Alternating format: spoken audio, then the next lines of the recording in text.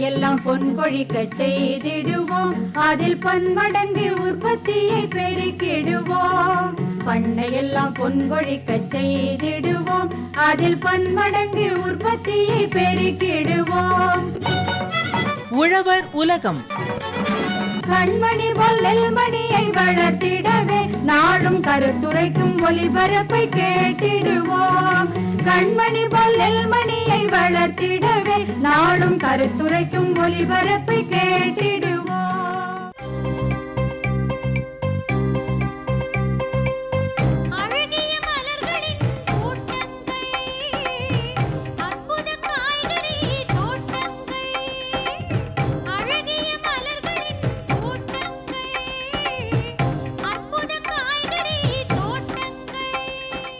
காய்கறி பயிர்கள் சாகுபடி தொடர் நிகழ்ச்சி.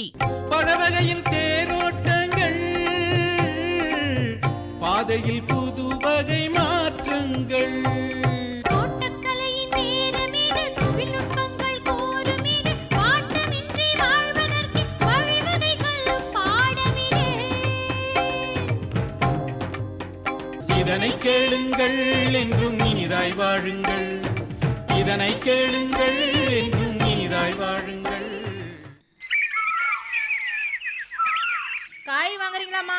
காய், கத்திரிக்காய், வெண்டைக்காய், முருங்கைக்காய், அவரைக்காய். காய் வாங்குறீங்களாமா? காய். ஏம்மா காய்காரம்மா, சொரக்காய் இருக்கா? ஆ இருக்குக்கா, சத்து இருங்க, அங்கேயே வாரேன். சரி சரி வாமா. அக்கா, சத்த இந்த காய்கறி கூடைய கீழே இறக்கி வைக்க ஒத்தாசை பண்ணுங்களேன். சரிம்மா, பார்த்து பார்த்து. அப்பாடா, இன்னும் கொஞ்சம் காய்கறி தான் இருக்கு, இதை வித்துட்டா வீட்டுக்கு போயிடுவேன். ஆமா, உன்னை நான் இதுக்கு முன்னாடி இந்த தெரு பக்கம் பார்த்ததே இல்லையே, புதுசா வாரியாம்மா? ஆமாக்கா, நான் இந்த பக்கம் புதுசாக தான் வாரேன். இதுக்கு முன்னாடி 2 தெரு தள்ளி காய்கறிகளை வித்துக்கிட்டு இருந்தேன்க்கா.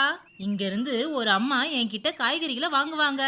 அவங்க தான் இந்த பக்கமாக காய்கறிகளை கொண்டு வாமான்னு சொன்னாங்க. அதான்க்கா வந்தேன். அடடா, இவ்வளவு அழகா பேசுறியே, உன் பேர் என்ன? என் பேரு மருதானிக்கா. மருதானியா? நல்ல பேரு தான். நீ கொண்டு வந்த காய்கறி எல்லாம் நல்லா பச்சை பசேல்னு, பார்க்கவே கண்ணுக்கு குளிர்ச்சியாவும் நல்ல திடமாவும் இருக்கே. இதெல்லாம் உங்க தோட்டத்துல விளைஞ்சதா? ஆமாக்கா, இது எங்கள் தோட்டத்தில் விளைஞ்ச காய்கறி தான். சொரக்காய் மட்டும்தான் வாங்கலான்னு நினைச்சேன்.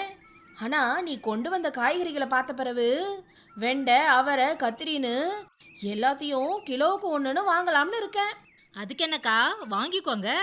வகை வகையான காய்கறிகளை பக்குவமாக செஞ்சு சாப்பிட்டீங்கன்னா தேவையான சத்து உடம்புல சேர்ந்து நோய் நொடி இல்லாமல் ஆரோக்கியமாக இருக்கலாம்.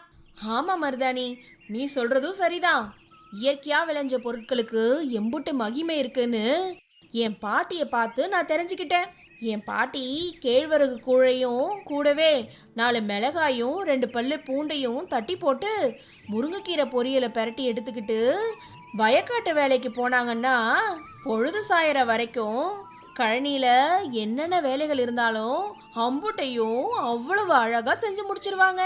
அது மட்டுமா, மாட்டுக்கு தேவையான புல்லையும் செமக்கட்டி எடுத்து தலை மேல வச்சுக்கிட்டு அவங்க நடந்து வர அழகு இருக்கே, இன்னைக்கும் அதை என்னால மறக்கவே முடியாது. அப்படியெல்லாம் அந்த காலத்துல ஆரோக்கியத்துக்கு முக்கியத்துவம் கொடுத்தாங்க. ஆமாக்கா, நீங்கள் சொல்கிறதும் சரிதான். இன்றைக்கும் என் பிள்ளைங்களுக்கு நேரம் கிடைக்கும் போதெல்லாம் காய்கறி தோட்டத்துக்கு கூட்டிகிட்டு போய் செடிகளை பற்றியும் அதோட பயன்களை பற்றியும் சொல்லி வளர்க்குறேன்க்கா. ரொம்ப நல்ல விஷயம் பண்ணியிருக்கம்மா. உன்கிட்ட பேசிக்கிட்டே இருந்ததுல நேரம் போனதே தெரியல. எல்லா காய்கறிகள்லையும் ஒரு கிலோ போடுமா. சரிக்கா, அந்த பையை எடுங்க, எடையை போட்டு தாரேன். அட மருதாணி, 2 காய்கறிகளை கூடுதலாக தான் போடு அக்காவுக்கு. அதுக்கு என்னக்கா, போட்டுட்டா போச்சு, இந்தாங்க எடுத்துக்கோங்க. ஏங்கா, உங்க வீட்டு பக்கத்துல இம்புட்டு இடம் காலியா இருக்கே, இதுல காய்கறி செடிகளை நீங்க போட்டு வளர்க்கலாம்ல? வளர்க்கலாம் தான், ஆனா அது பத்தின விவரங்க அவ்வளவா தெரியாதே. இங்க பாருங்கக்கா, தெரியலன்னு சொல்றதை விட தெரிஞ்சுக்காம இருக்கீங்கன்னு தான் சொல்லணும். என்னம்மா சொல்ற? எனக்கு ஒன்றும் புரியலையே. அக்கா, அன்னைய காலத்துல இருந்து இந்த காலம் வரைக்கும் நம்ம ரேடியோவில் விவசாயம் சம்பந்தமான நிகழ்ச்சிகளை சிறப்பாக சொல்லிக்கிட்டு வராங்க. அதை கேட்டு பல பேர் தலைமுறையாக பயனடைஞ்சுக்கிட்டும் வராங்க. ஏன் நானும் அவங்கள ஒருத்தராக இருக்கேன். அப்படியாமா? பக்கத்திலே விவரத்தை வச்சுக்கிட்டு இத்தனை நாளா என் நேரத்துல வீணடிச்சிட்டு இருந்திருக்கேன். இப்போவும் ஒன்றும் இல்லைக்கா, காய்கறி சம்பந்தமான நிகழ்ச்சி வர நேரம்தான். இப்படி உக்காருங்க, என் கைபேசியில ரேடியோ நிகழ்ச்சி வரப்போகுது, கேட்டு தெரிஞ்சுக்கலாம். சரிம்மா.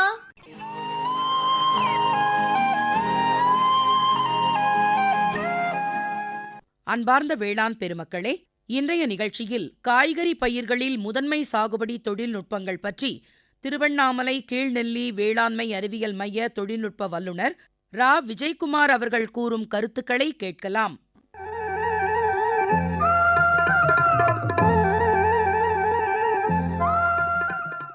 அன்பார்ந்த விவசாயிகளே, பொதுவாக சாகுபடி தொழில்நுட்பங்கள் என்னவென்றால் நிலத்தை தயார் செய்வது மற்றும் அதன் இடைவெளி, அதே போன்று தக்காளியில் கயிறு வைத்து கட்டுதல் போன்ற முறைகளை பற்றி விரிவாக காண்போம்.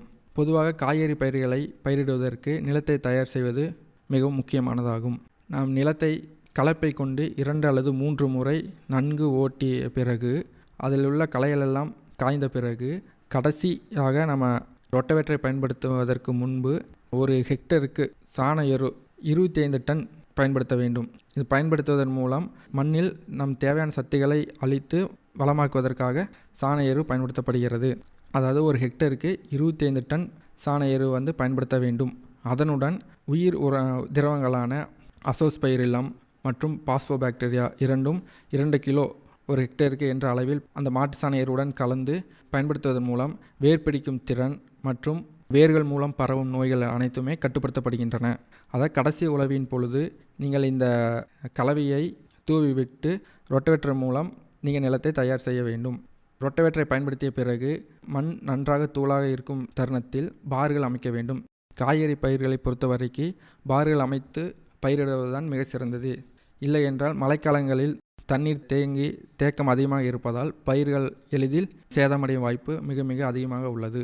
அதனால் பார்கள் அமைத்து பயிரிடுவது மிக மிக முக்கியமான ஒன்றாகும். ஒவ்வொரு பார்க்கும் இடைவெளி 2 அடிகள் இருப்பது மிக மிகவும் சிறந்ததாகும். இது எதற்காக 2 அடி என்றால், இடையில் நாம் களை எடுப்பது அல்லது காய்கறி பறிப்பது அல்லது மருந்து தெளிப்பது போன்ற செயல்கள் செய்யும் பொழுது அதற்கு இந்த இடைவெளி தேவைப்படுகிறது. அதாவது ஒரு செடிக்கும் இன்னொரு செடிக்கு 2 அடி இடைவெளி இருக்கும் பொழுது நோய் பரவக்கூடிய வாய்ப்பு மிகவும் குறைவாகவே இருக்கும். இந்த முறையில் நிலத்தை தயார் செய்ய வேண்டும். அடுத்து பார்த்திங்கன்னா இடைவெளி, அதாவது ஒவ்வொரு பயிருக்கும் ஒவ்வொரு இடைவெளி உள்ளது. அதாவது இடைவெளி தான் மிக மிக முக்கியம். இந்த இடைவெளியில் நாம் பயிர்களுக்கு கொடுக்கும் பொழுது அதிக மகசூல், அதேமாதிரி பூ கொட்டுவது மற்றும் நோய் பரவுவது போன்றவையெல்லாம் மிக மிக குறைவாகவே இருக்கும். அதாவது தக்காளியில் இடைவெளியானது ரகத்திற்கு 2க்கு 2 அடி, அதாவது செடி 2 அடி இருப்பது மிகவும் சிறந்தது. இதே ஹைப்ரிட்டுக்கு 3 அடி இருப்பது மிகவும் சிறந்தது. எதற்காக ஹைப்ரிட்டுக்கும் இடைவெளி அதிகமாக உள்ளதென்றால், ரகமானது 3 அடி அளவு தான் வளரும், அதுவும் கிளைகள் அதிகமாக இருக்காது. இதே ஹைப்ரிட் பொறுத்த வரைக்கும் செடியானது வளரும் தன்மை அதிகம், அதே போன்று கிளைகள் அதிகமாக இருக்கும். அப்போ கிளைகள் அதிகமாக இருக்கும்போது செடியுடன் செடி உரசும் போது நோயானது எளிதில் பரவும். அதற்காக 3 அடி இருப்பது மிகவும் சிறந்தது. அதே போன்று கத்தரியில் ரகத்திற்கான இடைவெளி பார்த்தாங்கன்னா 2 அடி இருப்பது மிகவும் சிறந்தது. அதாவது 2க்கு 2 அடி என்பது 2 அடி என்பது பாருக்கான இடைவெளி, அடுத்த 2 அடி என்பது செடிக்கான செடி இடைவெளி. அதனால் கத்தரியில் 2க்கு 2 அடி இருப்பது மிகவும் சிறந்தது. இது ரகத்துக்கானது. இதே போல் ஹைப்ரிட்டுக்கானது 3க்கு 2 அடி இருப்பது மிகவும் சிறந்தது. அதே போன்று மிளகாயில் பார்த்திங்கன்னா 2 அடிக்கு 1.5 அடி இருப்பது மிகவும் சிறந்தது. இது ரகத்திற்கானது. இதே ஹைப்ரிட்டிற்கு 3 அடிக்கு 2 அடி இருப்பது மிகவும் சிறந்தது. இந்த இடைவெளிகள் பின்பற்றுவதன் மூலம் நாம் அதிக மகசூல் மற்றும் களை எடுப்பது, நோய் பரவுவது குறைவு போன்றவையெல்லாம் நமக்கு எளிதாக இருக்கும். அதே போன்று தக்காளியானது அதன் வளரும் தன்மையை பொறுத்து 3 வகைகளாக பிரிக்கலாம். அதாவது டிட்டர்மினேட், இன்டிட்டர்மினேட், செமி டிட்டர்மினேட் என்று அழைக்கப்படுவார்கள். அதாவது டிட்டர்மினேட் என்பது பொதுவாக ரகங்களானது டிட்டர்மினேட் என்ற அடிப்படையில் வளரும் தன்மை கொண்டது. அதாவது 3 அடி அளவு தான் வளரும். பக்க கிளைகள் மிகவும் குறைவாகவே இருக்கும். இதற்கு கயிறு கட்டுதல் தேவைப்படாது. ஏன்னா செடி நல்லா ஸ்ட்ராங்காக வேர் ஊன்றி வளர்ந்து ஸ்ட்ராங்காக இருக்கும். அதனால் இதற்கு நம்ம கயிறு கட்டுதல் தேவைப்படாது. இதை இன்டிட்டர்மினேட் என்று அழைக்கப்படுவது கொடி மாறி வளரும் தன்மை கொண்டது. அதாவது 4 to 6 அடி வளரும் தன்மை கொண்டது. இதற்கு கண்டிப்பாக கயிறு கட்டுதல் அவசியமாகும். இல்லை என்றால் செடியானது கீழே சாய்ந்துவிடும். மழைக்காலங்களில் செடி கீழே சாயும் பொழுது அதன் மூலம் நோய் பரவுவது அதிகமாகும். அதேமாதிரி அழுகல் அதிகமாக வரும். அதேமாரி பழங்களானது மிகவும் சேதமடையும். இதனால் நமக்கு மகசூலும் குறையும், வருமானமும் மிகவும் குறைவாக இருக்கும். அதற்காக இது கயிறு கட்டுதல் மிகவும் முக்கியமானதாகும். அதாவது 10 அடிக்கு 10 அடி ஒரு கொம்பு ஊன்றி அதில் கம்பி ஜாயின் பண்ணிவிட்டு ஒவ்வொரு செடிக்கும் சணல் கயிறு யூஸ் பண்ணி அதில் நீங்கள் முடிச்சு போட்டு அந்த பந்தல் கொடி ஏற்றுற மாதிரி நீங்கள் கட்டி விட்டிங்கன்னா செடி சாயாது. அதுவும் இல்லாமல் பழங்கள் சேதமடைது எல்லாமே மிகவும் குறைவாகவே இருக்கும். இன்னொரு மெத்தட் என்னன்னு பார்த்தீங்கன்னா செமி டிட்டர்மினேட் சொல்லுவாங்க. அதாவது இந்த 2க்கு இடைப்பட்ட பகுதி, அதாவது 3 to 5 அடி அளவு வளரும். இது பார்த்திங்கன்னா புதர் போன்று காணப்படும். அதாவது ஹைட்டு ஒரு 3 அடி to 5 அடி வளர்ந்ததுக்கப்புறம் சைடில் பார்த்திங்கன்னா புஷ் மாதிரி இருக்குது. அப்போ இந்த செமி டிட்டர்மினேட்கெல்லாம் பார்த்திங்கன்னா இடைவெளி நம்ம 3 அடி இருந்தால் தான் ஈஸியாக இருக்குது. அதேமாதிரி நம்ம ஏதாச்சும் களை எடுக்கிறது இல்லை ஏதாச்சும் மருந்து தெளிப்பது இந்த மாதிரி இருக்கிற பட்சத்துலலாம் பார்த்திங்கன்னா நமக்கு இந்த இது எளிதாக இருக்கும். இது பொதுவாக தக்காளியில் இந்த 3 வகைகள் தான் இருக்கிறது. இதுக்கு ஒரு செடி நட்ட 30ஆவது நாளில் இருந்து இந்த கயிறு கட்டுதல் மிகவும் முக்கியமானதாகும். ஏன்னா 30 நாளுக்கு அப்புறம் தான் பூ வைக்க ஆரம்பித்து விடும். கொடியும் அதே மாதிரி கிளைகள் அதிகமாக பிரியும் பருவம் தான் அந்த 30ஆவது நாள். ஸோ அந்த டைமில் பார்த்திங்கன்னா நம்ம கயிறு கட்டுறது மிகவும் முக்கியமானதாகும். இந்த கயிறு கட்டும் பொழுது நிலத்திலிருந்து ஒரு 20 சென்டிமீட்டர் அளவுக்கு எந்த கிளைகளும் இல்லாதவாறு அகற்ற வேண்டும்.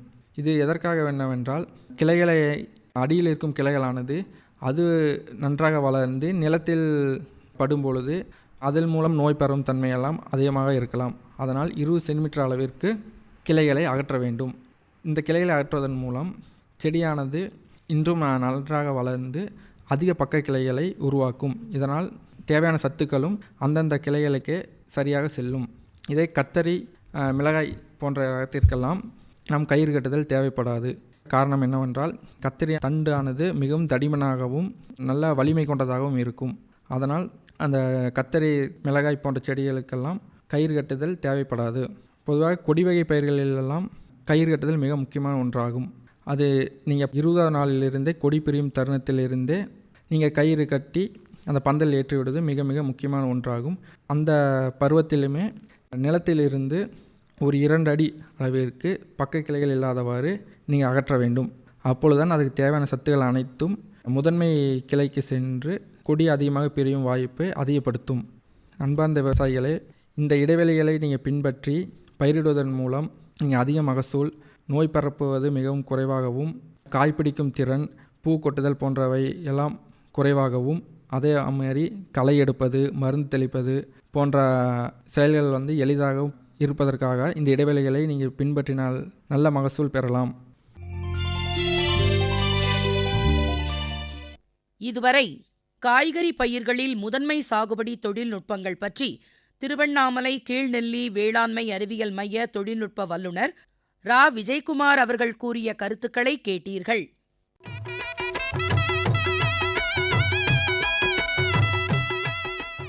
என்னக்கா, காய்கறி தோட்டத்தை அமைக்கிறதுக்கான வேலையை நாளைக்கு ஆரம்பிச்சிடலாமா? நிச்சயமா புள்ள, எவ்வளவு அழகா தெளிவா விவரங்களை நமக்கு புரியும்படி எடுத்து சொன்னாங்க. இந்த முறைய ஒவ்வொருத்தரும் கையாண்டு காய்கறி செடிகளை வளர்த்தா அவங்களுக்கு தேவையான காய்கறிகளை சுவையா சமைச்சும் சாப்பிடலாம். அது மூலமா 4 காசும் பார்க்கலான்னு இப்ப நான் நல்லாவே புரிஞ்சுக்கிட்டேன். அக்கா, எனக்கு இன்னைக்கு ரொம்ப சந்தோஷமா இருக்கு. எனக்கு தெரிஞ்ச நல்ல விஷயத்த உங்களுக்கு சொல்லியிருக்கேன். ஆமாமா, இப்படி ஒருத்தருக்கு ஒருத்தர் ஒற்றுமையா இருந்து விவசாய வேலைகளை தொடங்கினா கிராமங்கள் எல்லாம் இயற்கையின் வடிவங்களா காட்சி அளிக்கும். ரொம்ப அழகா சொன்னீங்கக்கா. அப்ப நான் புறப்படுறேன். டீ காஃபி ஏதாச்சும் குடிக்கிறியா? அதெல்லாம் வேணாக்கா. குடிக்க ஒரு டம்ளரு மோர் கொடுங்க, அது போதும். அடிக்கிற வெயிலுக்கு அதுதான் சரியா இருக்கும். அதுக்கு என்ன, சத்த இப்படி திண்ணையில உட்காரு, நான் போய் கொண்டு வரேன்.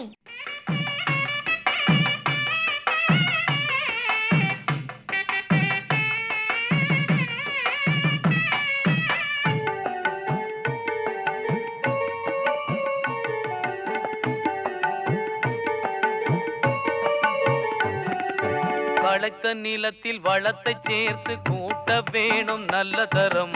உழைத்த கையில் இருப்பது இப்ப ஊட்டமேற்றிய தொழு உரம்.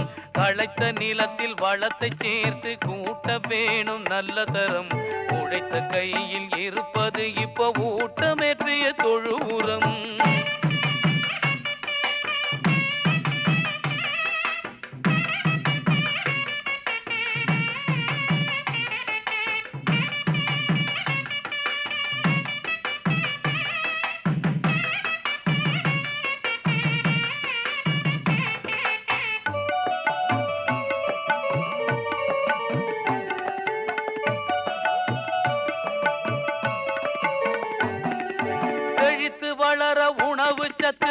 சிறந்த முறையில் கிடைத்திடும் செழித்து வளர உணவு சத்து சிறந்த முறையில் கிடைத்திடும் கரைத்த நிலையில் இல்லாத சத்தும் கரைந்து வேரை அடைந்திடும் கரைத்த நிலையில் இல்லாத சத்தும் கரைந்து வேரை அடைந்திடும் விளைச்சல் பெருகிடும் நூற்புழுக்கள் அருகிடும் விளைச்சல் பெருகிடும் நூற்புழுக்கள் அருகிடும் களைத்த நிலத்தில் வளத்தை சேர்த்து கூட்ட வேணும் நல்ல தரம் உழைத்த கையில் இருப்பது இப்ப ஊட்டமேற்றிய தொழு உரம் களைத்த நிலத்தில் வளத்தை சேர்த்து கூட்ட வேணும் நல்ல தரம் உழைத்த கையில் இருப்பது இப்ப ஊட்டமேற்றிய தொழு உரம்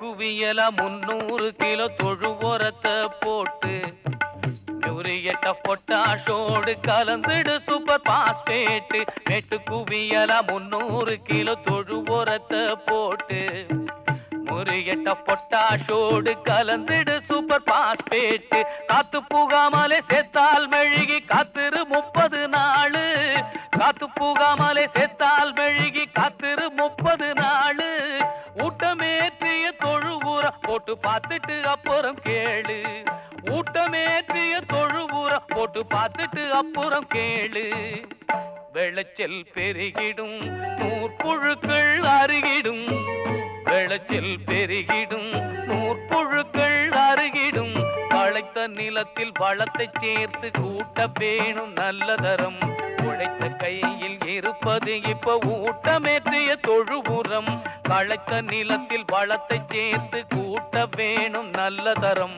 உழைத்த கையில் இருப்பது இப்ப ஊட்டமேற்றிய தொழு உரம் ஊட்டமேற்றிய தொழு உரம் ஊட்டமேற்றிய தொழு உரம்.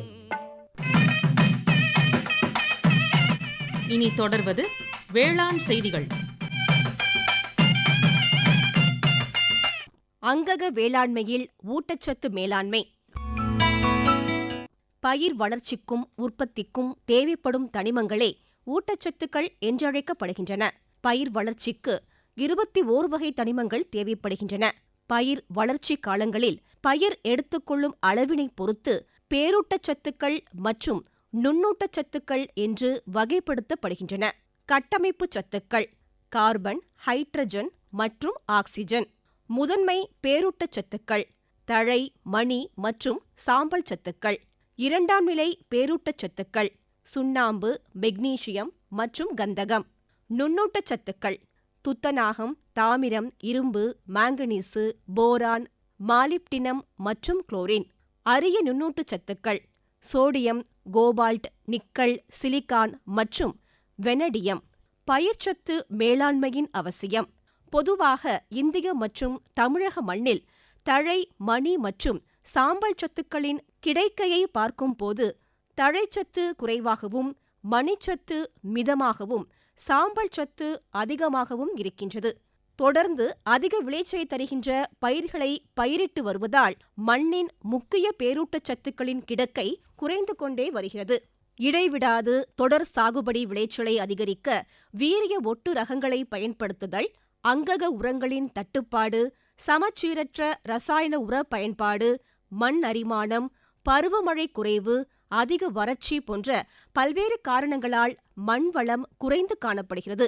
ஊட்டச்சத்துக்கள் பயிர்களின் உற்பத்தியை நிர்ணயிக்கும் முக்கிய காரணியாகும். 30 முதல் 40% வரை உற்பத்தி ஊட்டச்சத்துக்கள் மூலம் நிர்ணயிக்கப்படுகிறது.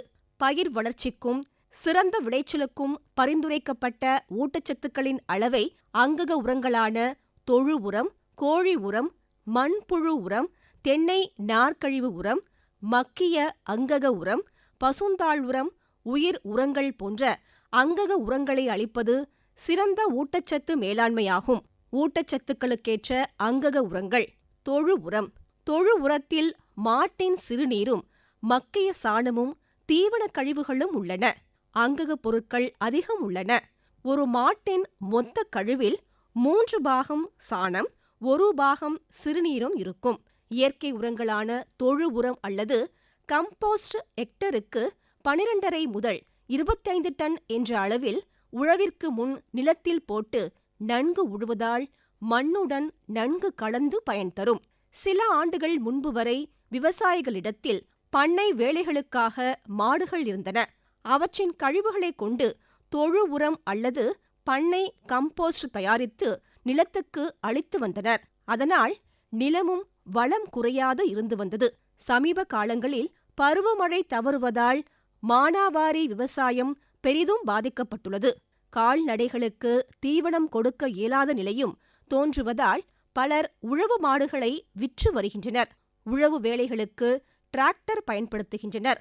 இத்தகைய மாறுதல்களால் முதலில் பாதிப்புக்குள்ளாவது வேளாண் நிலங்கள்தான்.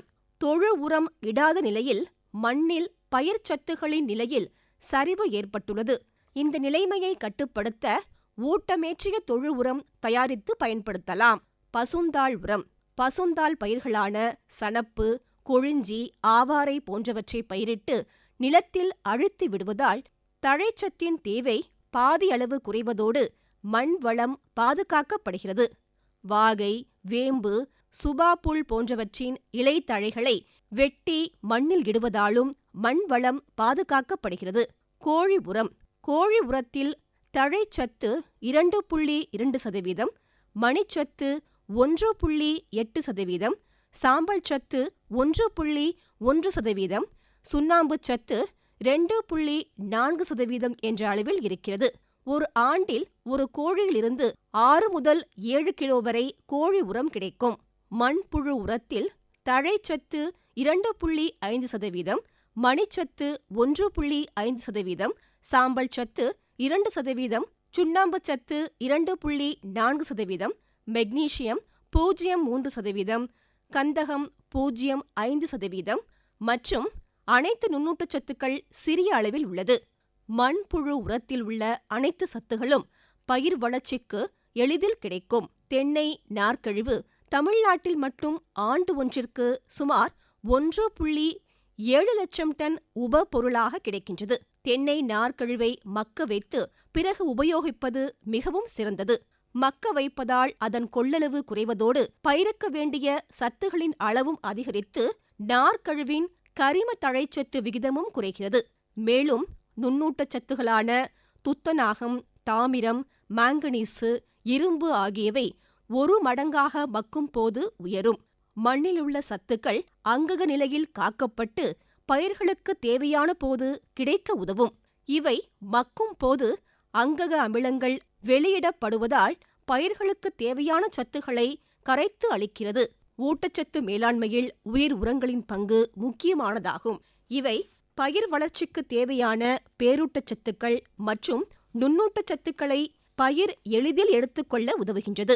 அசோஸ்பைரில்லம், ரைசோபியம், பாஸ்போபாக்டீரியா, அசட்டோஃபாக்டர், மைக்கோரைசா போன்றவை முக்கிய உயிர் உரங்களாகும். இவை காற்றில் உள்ள தழைச்சத்தை கிரகித்து கொடுக்கவும் மண்ணில் கரையா நிலையில் உள்ள மணிச்சத்தை பயன்படுத்தவும் பயிர்களுக்கு எட்டாத நிலையில் உள்ள மணிச்சத்தை எடுத்துக் கொடுக்கவும் தாவரம் மற்றும் விலங்கின கழிவுகளை உரமாக மாற்றிடவும் உயிர் உரங்கள் பயன்படுகின்றன. உயிர் உரங்களை விதை நேர்த்திக்கு 3 பாக்கெட்டுகளும் மண்ணில் தூவுவதற்கு ஹெக்டருக்கு 2 கிலோவும் பயன்படுத்த வேண்டும். சில முக்கிய பசுந்தாள் உரப் பயிர்களும் அவற்றின் சாகுபடி குறிப்புகளும் பற்றி தெரிந்து கொள்வோம். சணப்பின் தண்டுகளும் இலைகளும் பட்டு போன்ற ரோமங்களை கொண்டிருக்கும். கிளைகள் அதிகம் இருக்காது. நேராக நிமிர்ந்து வளரக்கூடியவையாகும். நஞ்சை நிலங்களுக்கும் தோட்டக்கால் நிலங்களுக்கும் ஏற்ற சிறந்த தழைச்சத்து உரப்பயிராகும். வெகு விரைவில் வளரக்கூடியது. விதைத்த 45 முதல் 60ஆம் நாட்களில் சணப்பு பயிரை நிலத்தில் மடக்கி உழ வேண்டும். சீமை அகத்தி தமிழ்நாட்டில் அதிக அளவில் பயிரிடப்படும் ஒரு சிறந்த பசுந்தாள் எருவாகும். இது களர் தன்மையையும் வறட்சியையும் எதிர்த்து வளமாக வளரக்கூடியது. பெருமளவில் பூச்சி, பூஞ்சான நோய் நெருங்குவதில்லை. அனைத்து வகை நிலத்திற்கும் ஏற்ற ஒரு சிறந்த பயிராகும். விதைத்த 45 முதல் 100 நாட்கள் வரை உரப்பயிராக பயன்படுத்தலாம். தக்கை பூண்டு இது விரைவில் வளர்ந்து மிருதுவான தசைப்பிடிப்பு கொண்ட முக்கிய பசுந்தாள் உர பயிராகும். அனைத்து தட்பவெட்ப நிலையையும் நில வகைகளையும் ஏற்று தாங்கி வளரும் தன்மையுடையது. தண்ணீர் தேங்கியுள்ள நிலம், களர் மற்றும் வறட்சி போன்ற முரண்பட்ட நில பகுதிகளிலும் வளமாக வளரும் குணமுடையது. கொழிஞ்சி மணற்பாங்கான சுக்கான் மற்றும் தரிசு போன்ற எந்த நிலத்திலும் நன்கு வளரும் நிலையான ஒரு செடியாகும். குறுமண் நிலத்திலும் இலக்கமான நிலத்திலும் நன்றாக வளரும். கோடை வறட்சியை தாங்கி வளமாக வளரும் தன்மை கொண்டது. நஞ்சை மற்றும் தோட்டக்கால் நிலங்களில் கோடை காலத்தில் சாகுபடி செய்வதற்கு ஏற்றது. பசுந்தாள் உரப்பயிர்கள் சேகரித்து வைக்கும் நைட்ரஜன் அளவு. நிலத்திலிருந்தும் ஆகாயத்திலிருந்தும் ஈர்க்கப்படும் நைட்ரஜனை பயறு வகை உரப்பயிர்கள் தங்களது வேர் முடிச்சுகளில் தேக்கி வைக்கின்றன. ஓர் ஹெக்டேர் நிலப்பரப்பில் பயறு வகை பயிர்களை வளர்ப்பதால் 100 முதல் 200 கிலோ வரை நைட்ரஜன் வேர் முடிச்சுகளில் சேகரித்து வைக்கப்படுகின்றன. உயிர் உரங்கள். அசட்டோஃபாக்டர் தமிழ்நாடு வேளாண்மை பல்கலைக்கழகத்தின் உயிர் உரமான அசட்டோஃபாக்டர் மண்ணில் இடுவதற்கு பயன்படுகிறது. ஹெக்டருக்கு 2.5 கிலோவினை 25 கிலோ தொழு உரத்துடன் கலந்து முறையே 30, 60 மற்றும் 90 நாட்களில் பிரித்து இட வேண்டும். நீல பச்சை பாசி. இப்பாசி நெல் வயலுக்கு இடப்படும் முக்கிய உயிர் உரமாகும். நெல் வயலில் 10 நாள் வயதுள்ள நீல பச்சை பாசியினை மண் கலந்து ஓர் ஹெக்டருக்கு 10 கிலோ என்ற அளவில் இட வேண்டும். அசோலா நெற்பயிருக்கு இடப்படும் மற்றுமொரு முக்கிய உயிர் உரமாகும். நெற்பயிரோடு சேர்த்து வளர்க்கும் போது 10 முதல் 12 டன் அசோலா கிடைக்கும். முதல் களை எடுக்கும் போது சேற்றில் மிதித்து அமிழ்த்திவிட்டால் 10 நாட்களுக்குள் மக்கி தழைச்சத்து சீராக கிடைக்கும். Phospho bacteria. மண்ணில் இடப்படும் மணிச்சத்தின் பெரும் பகுதி மண்ணில் ஏற்படும் வேதி மாற்றங்களால் கரைக்க முடியாத நிலைக்கு மாற்றப்பட்டு பயிர்கள் எடுத்துக்கொள்ள முடியாத சூழ்நிலை ஏற்படுகிறது.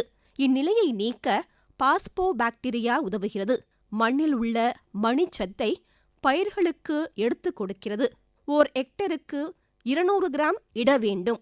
பயிர்களில் அதிக விளைச்சலை பெறுவதற்கும் மண்ணின் பௌதீக, ரசாயன மற்றும் உயிரியல் பண்புகளை சீர்படுத்தி மண் வளத்தை நீண்ட காலத்திற்கு நிலைப்படுத்தவும் அங்கக வேளாண்மையே சிறந்ததாகும்.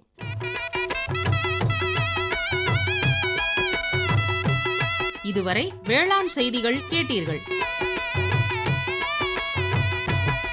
பண்டையெல்லாம் பொன் கொழிக்க செய்திடுவோம், அதில் பன்மடங்கு உற்பத்தியை பெருக்கிடுவோம். அமைப்பில் உதவி டி. துர்கா. கண்மணி பொல்லில் மணியை வளர்த்திடவே நாடும் கருத்துரைக்கும் ஒலிபரப்பை கேட்டிடுவோம். அமைப்பு எஸ். முருகேசன். உண்ணும் பொருள் அத்தனையும் விளைத்திடுவோம், நித்தம் உழைப்பால் நில மகளை வணங்கிடுவோம். இத்துடன் இன்றைய உழவர் உலகம் நிகழ்ச்சி நிறைவடைகிறது. பொட்டலையும் பூம்பொழிலாய் திருத்திடுவோம், அதற்கு புத்தம் புது முறைகளையும் புகுத்திடுவோம். பட்டி தொட்டி சொர்க்கமாக பாடுபட்டே நம் பாரத சமுதாயத்தை உயர்த்திடுவோம்.